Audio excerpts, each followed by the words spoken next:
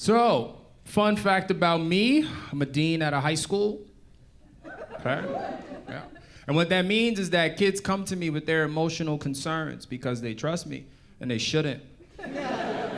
Because where they see emotional turmoil and challenges, I see jokes I can tell strangers. You see, when they come to my office, they're sad, but when they leave, they're still sad, but I'm inspired. And it's hard being an educator and a comic because I'm funny at the wrong times. Like recently, I had a girl come into my office, real shit. I had a girl come into my office, she was hallucinating. It was her first time smoking weed. Now, I know what you're thinking, what a rookie. And she was like, Mr. Reed, I can't feel my face, I'm hearing voices, can you help me? And I was like, who's Mr. Reed? She said, Mr. Reed, it's not funny.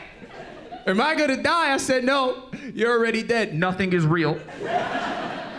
Yeah, man, but a lot of people ask me like why I decided to work with teenagers, and the answer is simple. Their fights are way more entertaining, right? Because when little kids fight, the adults come together, we try to help them be friends again, right? You feel me? We try to help them be friends again.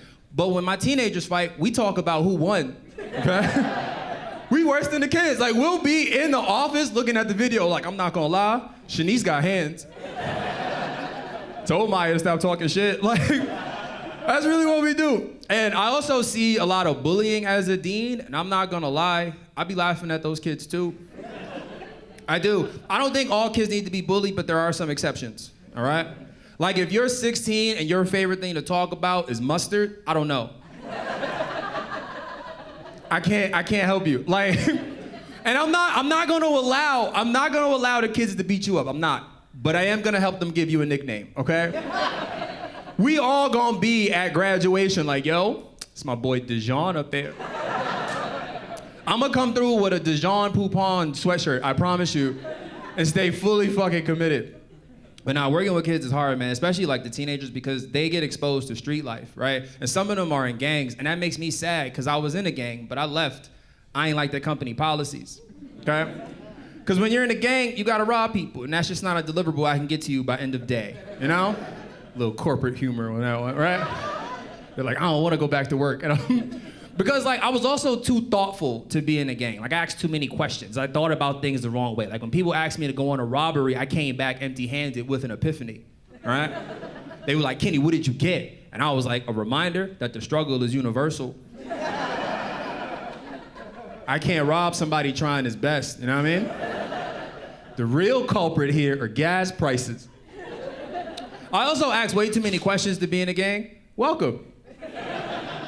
Just talking about gang activity. Give me your phone. No. I asked way too many questions to be in the gang. They don't like that. I remember I asked one of the homies, I was like, yo, dog, how long you been in the set? How long you been gang banging? He was like, since day one. I said, impossible. Day one is not a measurement of time.